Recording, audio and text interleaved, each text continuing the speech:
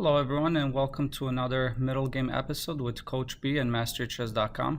In this video, we're going to learn how to use the concept of imbalances to analyze a position and learn how we need to play because of those imbalances.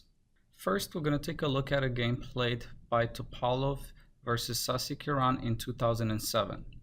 And the position we have in front of us has been reached after 14 moves into this game. So let's take a look a little bit at this position and analyze it, thinking about the concept of imbalances. If we look at black's side first, we could see that black has a potentially weak pawn on c7. If black pushes the c7 pawn to c6 or c5, b takes c6 will leave black with a weak pawn on b6 and a hole on b5. Black's d5 pawn is weak since it can't be defended by another pawn. Black's only source of counterplay is on the king side. His d6 bishop, e6 rook, e4 knight, and queen are all eyeing that area.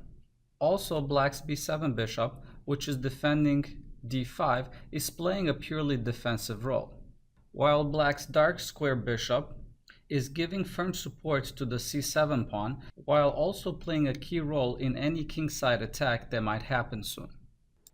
And if we look at white, white has an advantage in queenside space, and most of white's pieces are active, with the exception of the bishop on b2, which is hitting a wall on the b2 to h8 diagonal. Looking at these imbalances, we could see that white wants to trade his worst piece for one of black's best pieces, and this is why Topalov played bishop to a3 here.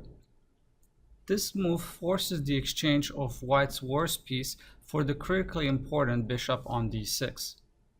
From here, black replied with rook to c8, and then white took the bishop and then c takes d6. Coming back, rook takes d6 is also possible here. However, c7 would be a permanent source of concern.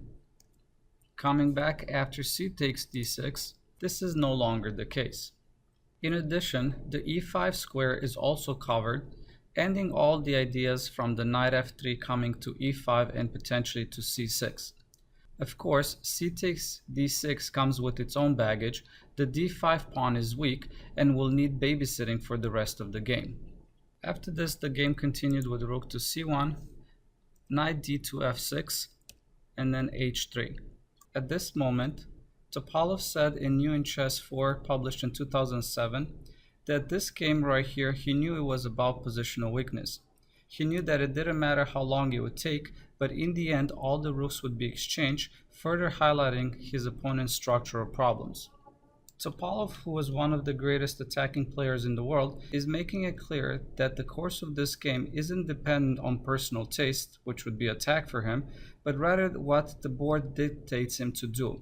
A quick build-up in accordance to the imbalances. From here, the game continued with rook to e7, queen to b3, h6, rook takes c8, queen takes c8, rook to c1, rook to c7, rook takes c7, queen takes c7, and queen to c2. Topalov had this to say in regard to the position that would result after the exchange of queens. I can chase away the knight on e4, transfer my bishop to b3, and sooner or later I will exert pressure with two pieces on d5 and then push my kingside pawns. This plan was created because of the imbalances and there was no way around it.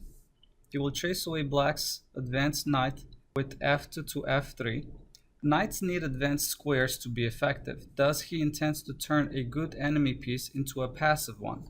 He'll aim his pieces against the weakness on d5, and then he'll gain space on the king side by advancing his pawns there, which would give him yet another positive imbalance to work with.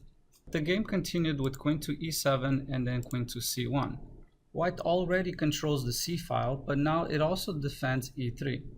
This shows white's intention to chase away black's active piece with an eventual f2 to f3, when the e3 pawn will be happy to have some support. From here, black replied with g6, then knight to h2, king to g7, and h4.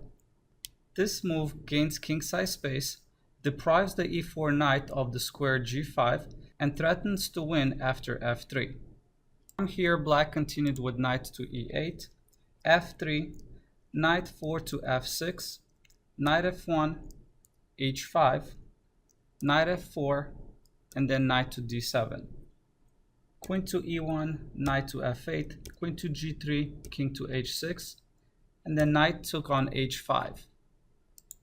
At this moment, coming back a little bit better and safer would have been king going to f2, followed by the knight on f1 going to d2 to b1 and to c3, and then putting a little bit more pressure. However, Shashikiran was low on time here, and Topalov knew that he won't have enough time to find all the defensive moves with the clock ticking down so rapidly. So he played knight h5, and from here I'm not going to comment anymore on these games. I'm just going to skim through the game all the way till the end so you could see kind of how it ended.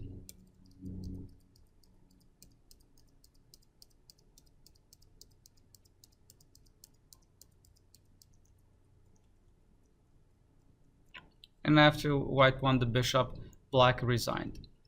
This next position I'm going to go over is from a game that was played by Nigel Short versus Jan Timman in 1991. And this is the position that was reached after 32 moves. Here it's clear that white has complete control of this position. He owns the d file, while black's rook ends up being very passive, and his queen is deep into the enemy camp controlling the dark squares. On the other hand, black can hardly make a move, which means that white doesn't have to be afraid of any incoming attack. White here owns the dark squares, but what other pieces can penetrate on them? Knight going to g7 might look like a good candidate, threatening to take on f7. However, this fails after queen takes on g2, and white's plans are over. Coming back, rook coming to f4 with the idea of taking on f7, and then with queen taking on f7, it would be an embarrassing choice after queen takes the other rook on d7.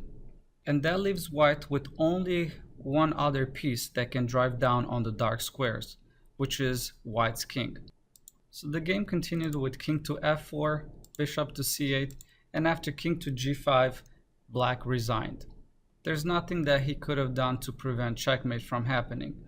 After something like king to h7, the queen could have taken on g6, king h8, queen h6 check, king g8, and after king to f6, there's checkmate on the next move.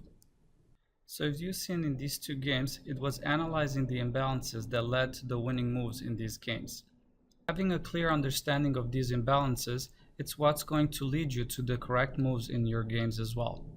Thank you so much for watching this video, and stay tuned for more videos on Middlegame.